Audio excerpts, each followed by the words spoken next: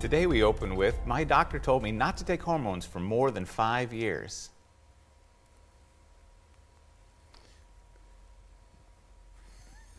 We're live. Excuse me. Well, I'm Dr. David Rosensweet, and you've tuned into the Menopause Method Live, and I've heard that statement before. Or even the bigger one called, or not at all. Don't take those horrible hormones. Yes. And this is the time every week, 3 o'clock Thursday afternoon, that we answer your questions. And we have a long list of them that have been emailed to us through menopausemethod.com. And boy, this is a major question, because hormones have been given to women and men for ever since the ancient Chinese figured out how to do it. And one of our dear friends, Dr. Wright, told me the story about that in the BC times in ancient China, the emperor had set up 2 restrooms for the young people, one for women and one for men, and they peed. This is for the catching the pee. This is they nice. peed into a trough, Yeah. collected the urine of young people, and let it dry out. And then they formed it into little pills and capsules, and the emperor and his whatever they call the people who surround him, the males took the urine balls, because when you dry out urine, there's a residue left there, Yeah. and the females took the other ones. This is how long bioidentical hormones have been being used. This is a couple thousand years. Yeah. And then, you know, just to get us up to modern times, in the, 50 years ago, they had discovered that if they collected the urine from pregnant mares and processed it, that you could give it to women in menopause. Why pregnant mares? Because they had a lot of hormones. Yeah. And so it was most productive to collect their urine and then process it and put it in pill form and give it to women. That was called Premarin, pregnant mare urine, get it? Yeah. And women had been getting that for decades. And over the course of the long career I've had in treating women in menopause, a lot of women were on Premarin. And, you know, a lot of them had a lot of gratitude for it. And then, oh my goodness, this explosion took place in the world of hormones. In 2002, there was a very extensive study that was well-funded but poorly designed called the Women's Health Initiative, in which they tested Premarin and a different type of Premarin that was connected to something called Prempro, and it was methoxyprogesterone acetate. It was an artificial progesterone, way altered molecule. Yeah. And they fed one to one group of women, the Premarin, and the Prempro to the other. And why'd they do that study? Because they were trying to expand market share. They knew how much women appreciated, but they wanted to demonstrate that it had cardiovascular benefits as well. Yeah. And also cognitive benefits. Because doctors who were prescribing it, they knew that. They were showing their patients getting stronger, Yeah. clearer of head. And they wanted more doctors to prescribe it, so they wanted to come out with a scientific study that proved it. Yeah. And the thing exploded. And they found a small, very small, but statistically significant increase in the rate of breast cancer and cardiovascular disease and stroke. Yeah. And it ran a ripple of terror and shock through the medical community and the women community, because the press just blasted this out. Yeah. Leaving out some core pieces. Yes. Like it was only the Prem Pro that had done this. Exactly. Yeah. You've been hanging around in menopause. I have a little while now. Quite a while now. And it turned out that they discontinued the Prem Pro arm of the study. Yeah. They continued the Premarin arm of the study because the women showed benefit. The women who took Premarin alone had less incidence of breast cancer and stroke than women who were untreated. And again, this is the Premarin that had come from horses that wasn't even identical That's to right. what a woman's body produces naturally. 50% of the estrogens in Premarin, the woman's body have never seen them. They were for Even horses. there, There was less of a risk of breast cancer and heart disease in the women who were given Premarin alone. But Yeah. the part that exploded onto the public was that increased incidence, and not many people know that detail. Well, the medical community that was surrounding that study, they knew about that detail, but it was too late. The cat was out of the bag, and they couldn't get it back in. They tried, and they tried zeroing in, and they found all kinds of faults to the study. I mean, scientifically, it was very poorly designed, and yet the aftershocks of that study kept rippling on, and it put a fear of hormones into women that hadn't existed for 2,000 years. And let me tell you a little more about it. There were other problems with the medroxyprogesterone acetate, which was a culprit.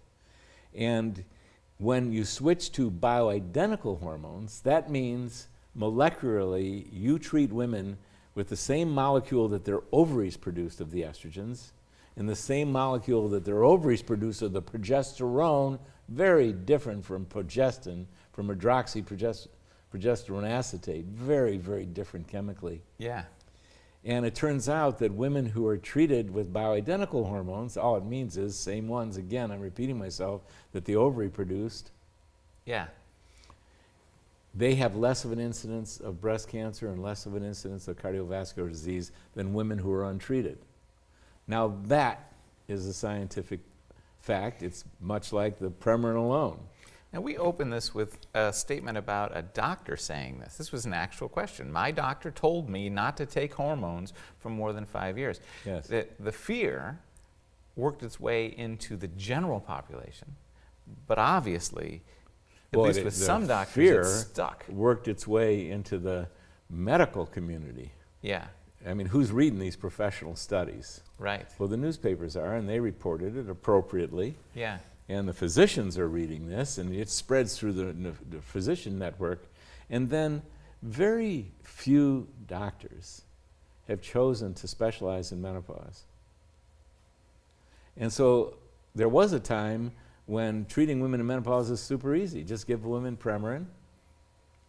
The whole society that is the spokespeople for traditional treatment of menopause, they say don't test because it doesn't work, which they're correct.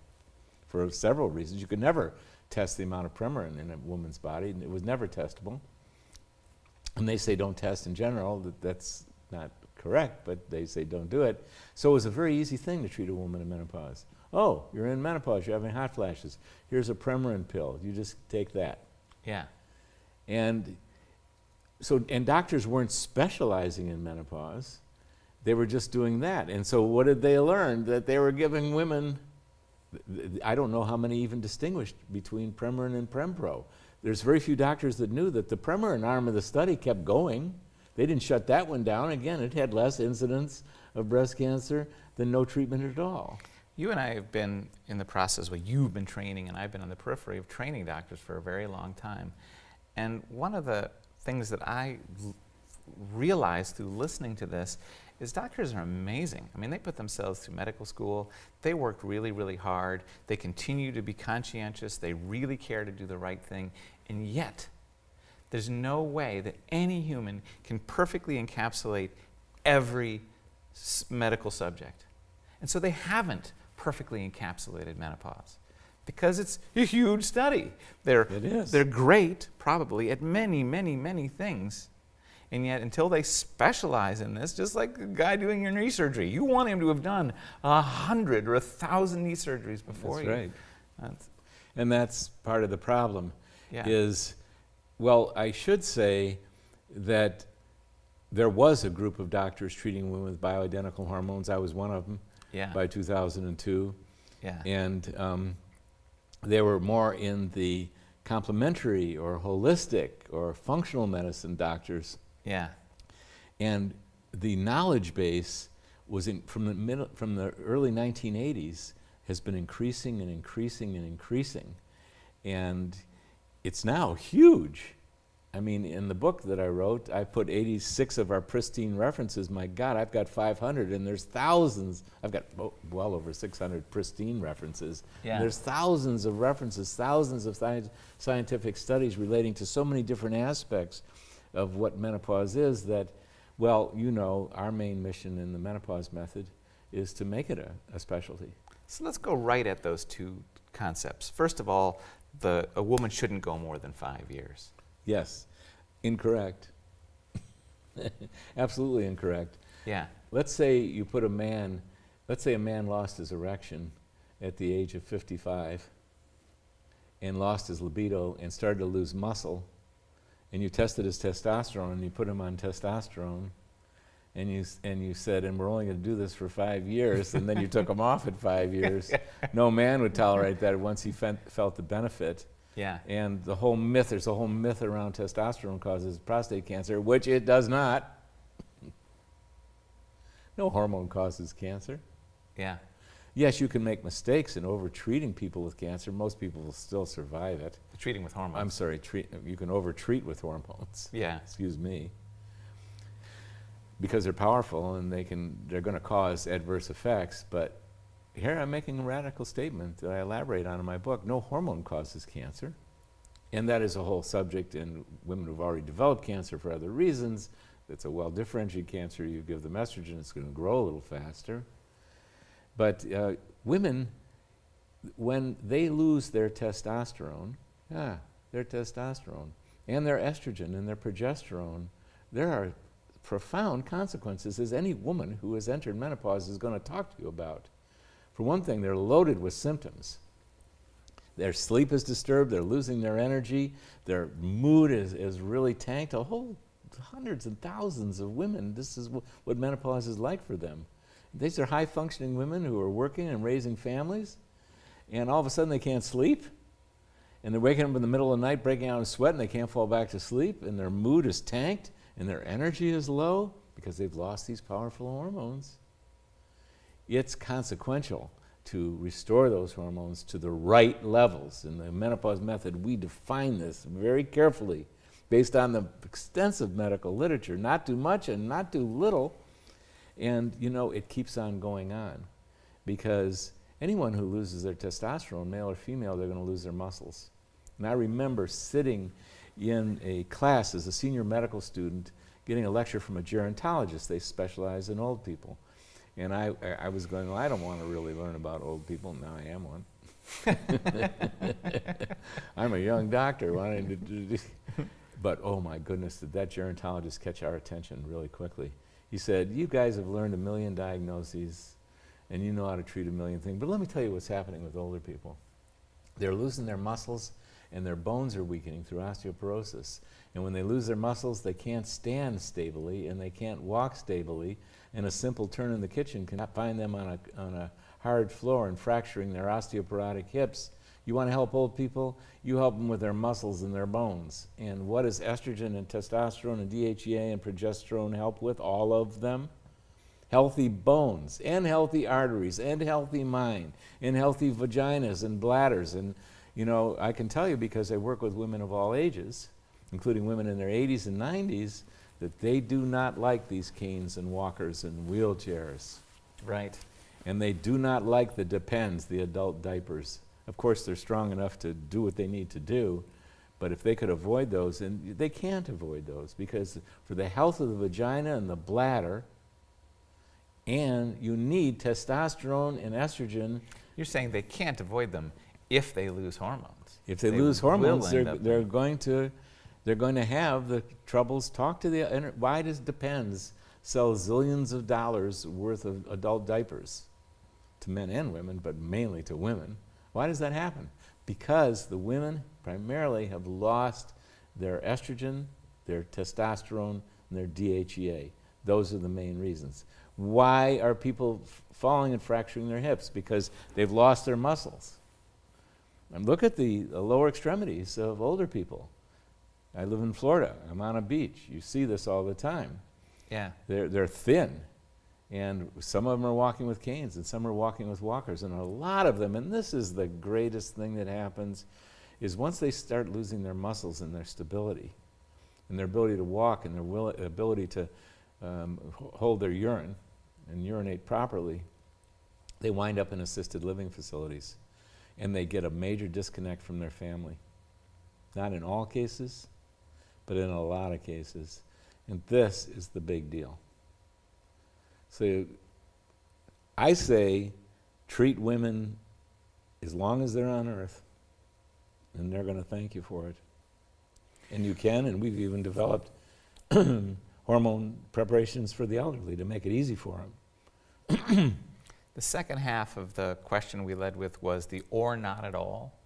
Right? Don't take a doctor telling a patient, don't ever take these hormones, they're bad. Yes, and I just don't understand that. And I want to tell a personal one about this one. Yes. This happened in my family to somebody very close to me. Yeah. She went to see a doctor for a general checkup, and she had to fill in all the boxes of all the things she had or she was taking, and she checked the little box saying, yes, I'm on HRT. And that doctor... Hormone replacement. Hormone replacement therapy. And that doctor absolutely shamed her and told her, you're seeing a snake oil salesman, and this thing is bad for you and dangerous, and you've got to get off it. And I, seek a second opinion here. That's right, and that was the effect of that study. Yeah. And there's a lot of abuses going on in medicine. I mean, I love doctors and everyone in the medical profession. There's an army out there, from the janitors in the hospital, who can be so important to every single participant. I love people there. Yeah. But there's some bad stuff that's happened too. And one of them was the inappropriate explosion of that piece of news without the follow-up that's been learned. Well, the follow-up that has been learned over time, and I'm repeating myself, including women who are treated properly with bioidentical hormones have less of a risk of breast cancer and cardiovascular disease than women who go untreated. That's also true for Premarin alone. I wouldn't choose Premarin for a lot of reasons, not when there's problems with oral estrogens. Yeah. Including cardiovascular problems, clotting problems. So when you have bioidenticals available, I mean, bioidenticals is how to go. Yeah. And there's nothing mystical about bioidenticals. The pharmaceutical companies extract same molecule hormones from nature because they exist in humans, they exist in plants. Soybeans, yams, for example, and many plants have hormones in them. Yeah. And soybeans happen to be a rich source of estrogens, progesterone, testosterone, and DHEA. And the pharmaceutical companies, with great precision, extract those hormones. And they've been doing it for a long time because they needed a source of estrogen for birth control pills. And the pharmacist who makes things up from scratch, compounding pharmacists, there's 3 in your town most likely, if not more, they learned in the 80s that, hey, they could purchase the pure hormone and put it up in gels and creams and stuff. Yeah. And that's all they're doing. They're purchasing from purified, highly specific hormones from the pharmaceutical companies who've done an amazing job and an excellent job of extracting them. Now, the pharmaceutical companies used to not use them in that form because they can't patent it. Right. It's a molecule. So they altered that form. Now they are coming out with their own bioidenticals.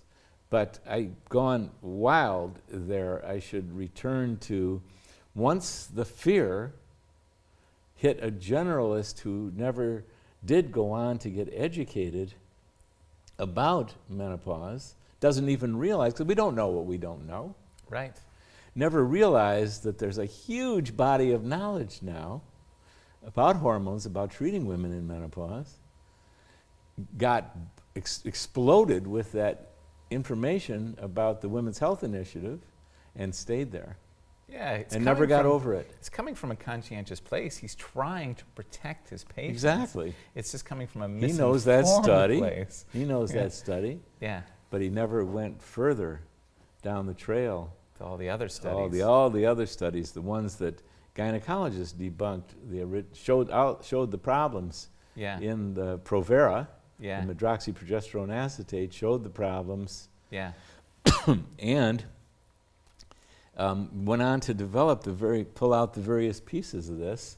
And there's been abuses too. I mean, there's been approaches to treating women in menopause where they recommend restoring the periods or sustaining the periods. Yeah. Yeah, what they don't know, and I've tried to point out to them, that it takes between 3 and 10 times the upper limit of normal amount of hormones that a young woman.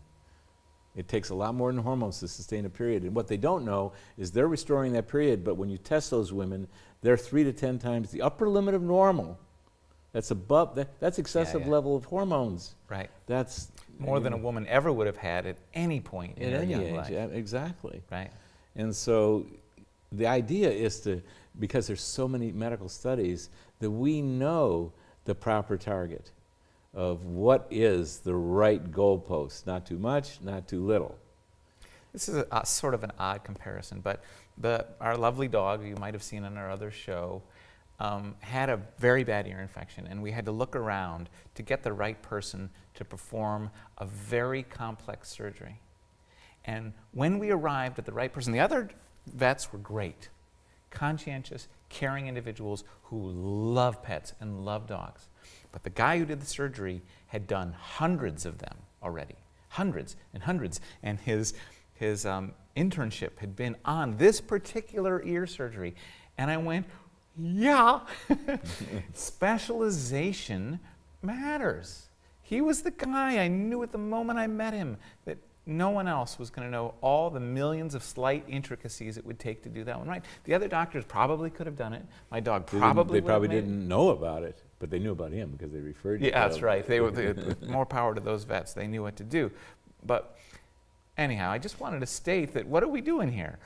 First of all, we're debunking the myth that these hormones in themselves are harmful.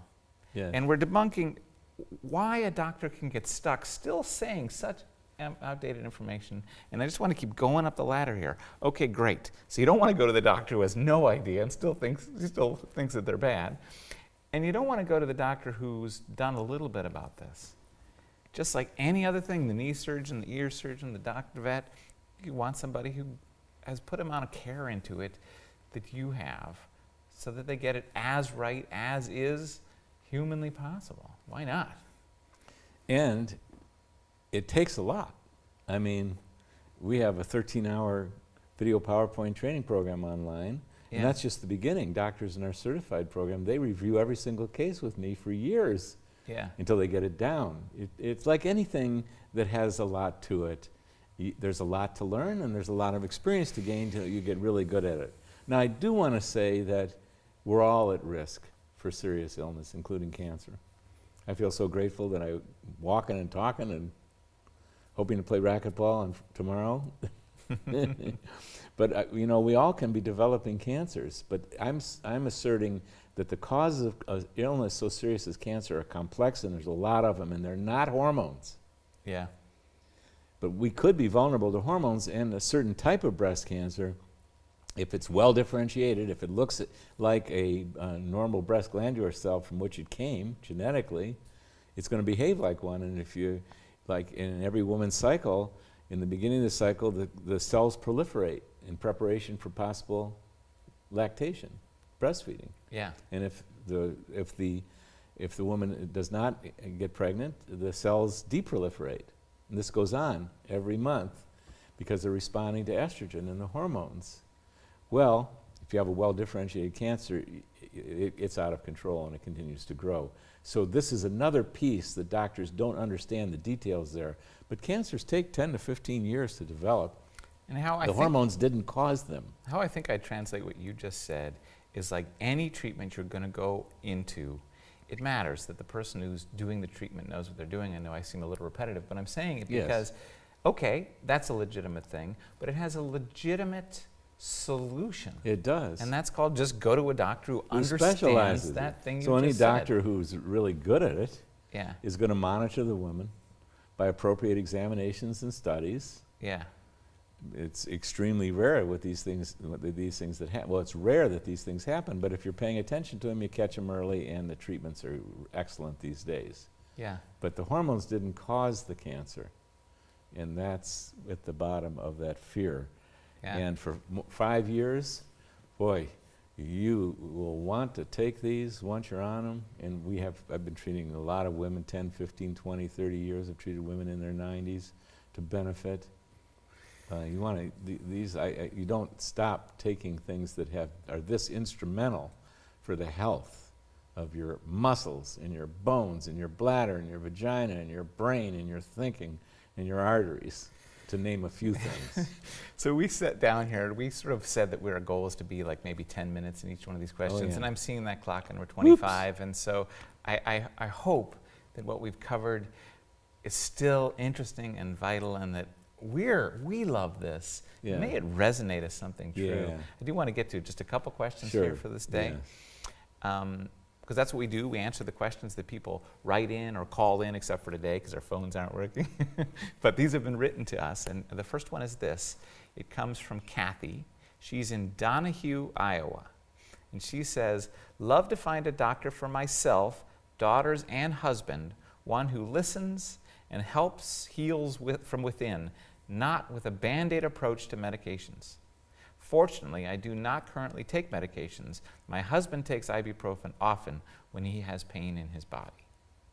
Don't know exactly what the question is in there, other than Find someone, and there's hundreds of specialties in medicine, and there's a whole group of doctors. I was certainly one of them right out of my senior year in medical school. I kept thinking, I'm going to need to understand the whole person and how they get ill, and how the knee bone's connected to the thigh bone, and I'm going to study all this stuff, and I want to study, well, how do people get healthy, and well, this has developed amazingly, this body of knowledge, and there's thousands of doctors that specialize, physicians and nurse practitioners that specialize in prevention and finding the causes of illness and addressing the causes of illness. I mean, this field has exploded. I go to a conference once a year. We teach at a conference where there's 2,000 doctors from all over the world that show up. more than once a year. Absolutely more than once a year. Yeah. At this one organization alone. Yeah. And so this has just exploded in this world. And they're called functional medicine doctors or holistic doctors or complementary doctors. And if you send in an email, you will be contacted by, we have a team member who refers to these doctors. And we've trained several of these doctors in menopause. And if we haven't trained one in your state, this person's got an extraordinary talent of finding the best. They're relatively easy to find.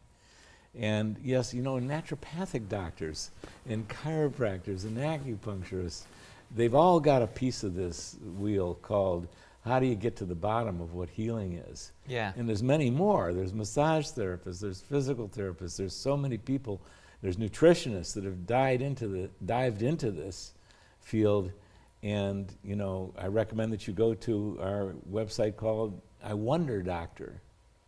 And we're giving you the basics of 10 different diagnoses and the basics of how you can treat with nutrition, altering your nutrition and exercise and detoxification, and how you manage stress.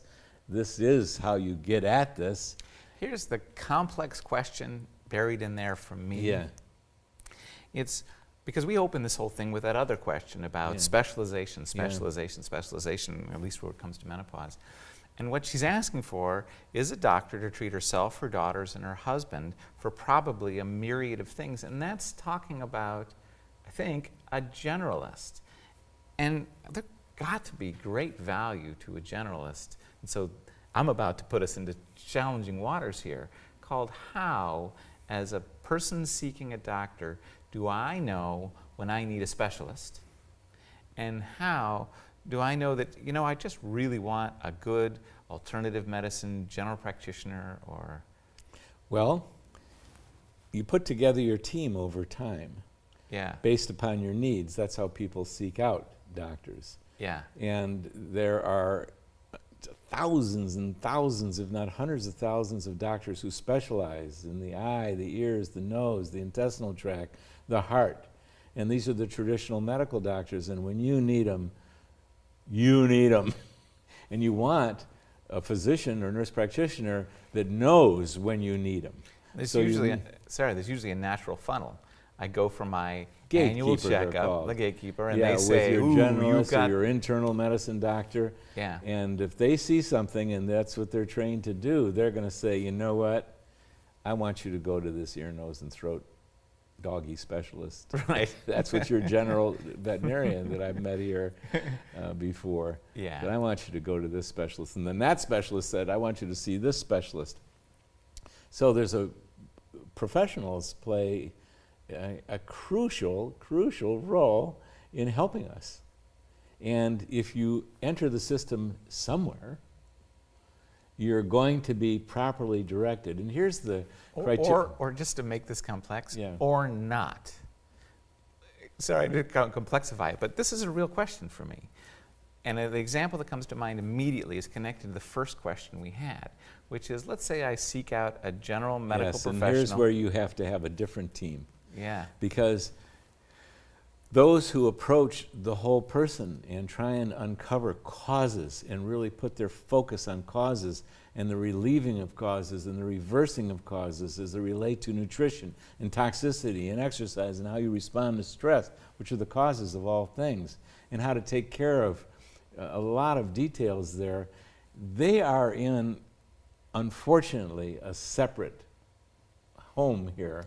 And they have, and these two groups do not necessarily cross over, although almost every one of the physicians who've turned towards complementary medicine in one way or another began as traditionalists. I did. I went to a traditional medical school, University of Michigan. What I hear you saying is that if I go to my straight doctor, he may not understand. Your straight doctor?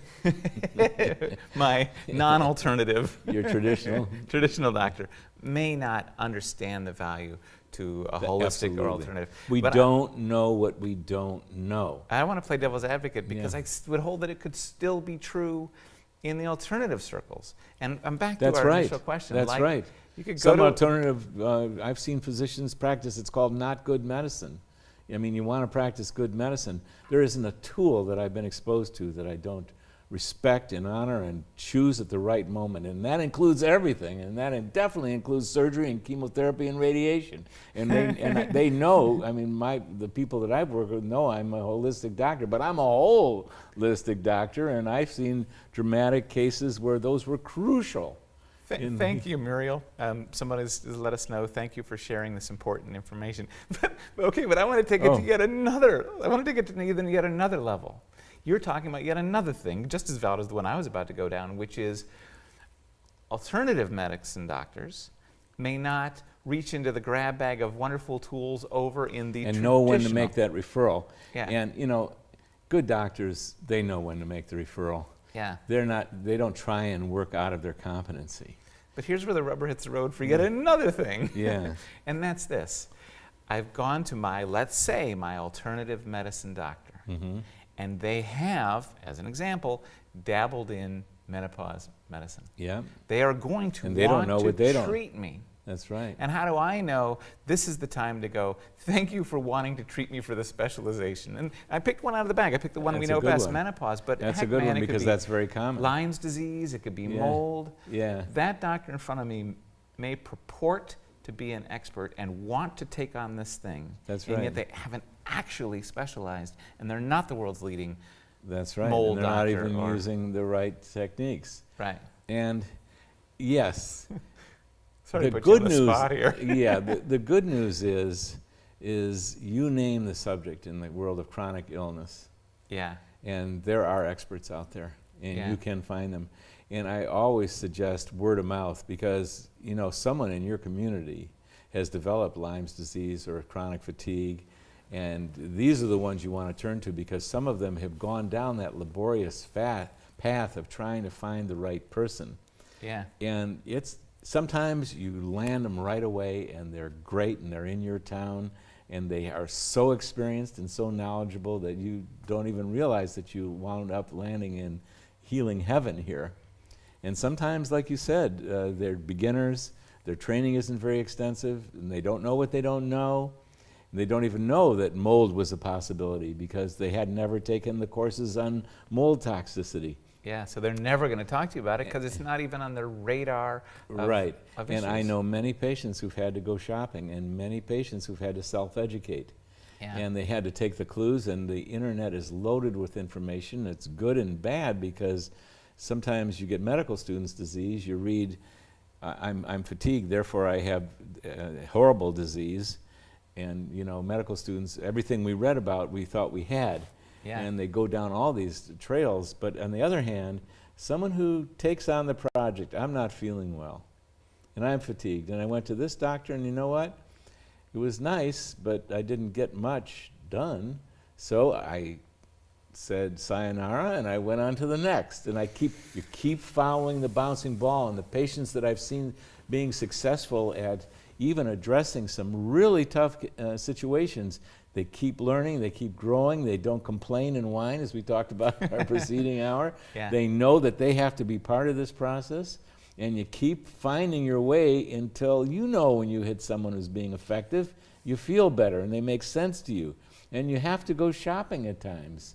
Again, the best thing to do is to talk to people in your community and go on these blogs and learn, because you want to find the health professional. You want to find the health professional.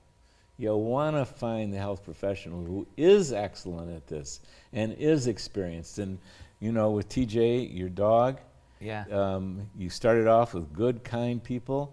They knew when to refer you on, and they kept referring you down line to the expert of the experts of the experts. Yep. And TJ is looking really good. And this can happen in medicine too. And that's what you hope, that you keep finding your way and let go if things aren't working. You know, anyone knows when things are working and when they're not. Yeah. And go on to the next one, and don't give up, because, oh, do I know stories of people who didn't give up, and they turned back the most egregious of illnesses when you'd think for sure, and they were told by experts in the field that they weren't going to make it, they were going to die. And we have family members that this happened to. Very so close. we know it very up close and personal. Keep going at it. It's a piece of work, and you can think, oh God, how did this happen to me? Illness, the worst thing. And then you learn, if you follow the bouncing ball and you heal, my God, that was tough. But did I grow and did I learn? Great. It's should we go for one more? Do you got one more? I in you? do. All right, great. Okay, we've got a question from Tamara in Escondido, California. And she says she's looking for a reputable BHRT practitioner. Oh, yes. Mhm. Yep. And that is local, and a compounding pharmacist that uses non-toxic carriers. Yes. Well, for one thing, we have in California several doctors that we've trained. And one of them is in our certification program, and she's capable of doing telemedicine. And if you've got a good local provider, a health professional, a physician or nurse practitioner that you trust and you're going to for managing your usual health issues, and who is also willing to do an annual exam and a physical exam on you, then you become eligible for telemedicine, because menopause work, as extensive as it is technically an issue it is to get it right, it is easy to do through telemedicine. Yeah, it's not hands-on. It doesn't need hands-on. You can't do heart surgery through telemedicine. That's right. Yet. I hear they are doing remote surgery these days. But yes, in California, and there's, I don't know exactly, I do know where Long Beach is. In fact, Escondido, excuse me. So and there's several other doctors that we've trained in California that you could travel once to, and that's usually all it takes. And you know, every doctor that's in not even that. As long as she's in California, she doesn't have to travel at all. She doesn't have to travel at all. She can she just has start. a web camera. Yeah. You can do it by telemedicine. And if you just email and ask for that through a menopause method, find a doc. We have a team member that helps you find that physician. We'll connect you up with that physician.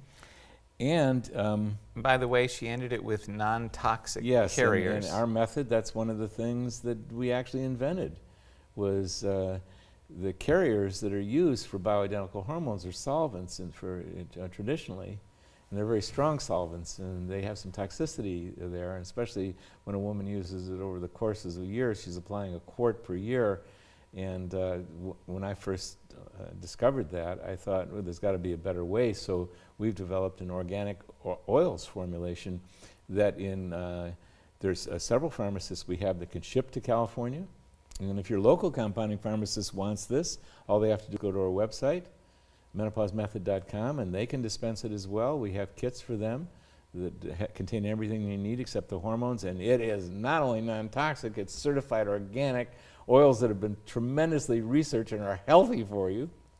I know this is self-serving to say it, but someone in my family is doing this, and so I see this person apply these things over and over and over again. And just like everything, every time I eat an organic avocado, every time I use organic olive oil, I feel good about the choice.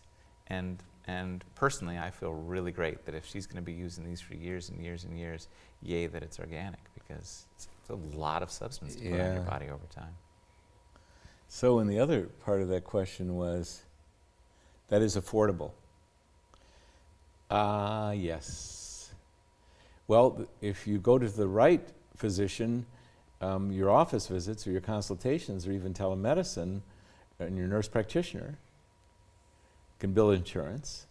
Yeah. And this is just a standard office visits. Yeah. So the codes are very clear, and they work. So you need to have a physician who takes insurance. And you have to have insurance. And that's tricky. Yeah. And then the compounding pharmacies, a few of them have brinked into billing insurance companies, and it is a piece of work. And it's like, where do we spend our money? I mean, people are surprised where I spend my money. I spend it on my health. I don't own hardly very much at all. Yeah. But I do take care of my health, because it is definitely the most, it doesn't make it easy, but these things are reasonable. They're less expensive than pharmaceuticals. You'll be lucky to get it covered by an insurance company. And if not, we do what we need to do. And I wish we had a better solution. We keep working on it in the Menopause Method. This is at the frontier, and we put time in every week into how can we make it more affordable and more affordable and more affordable, because we play a part in all of that. Yeah. And so the rest, you can get great stuff, healthy stuff from great people who are highly trained and really know what they're doing. And anyone in our certification program has to review every case with me. So at any rate, Tamara, ask further questions, call in next week if you have them, and write in to Find a Doc, and our team member will help steer you to someone in California. Well, doctor, thank you for yet another good live Thursday.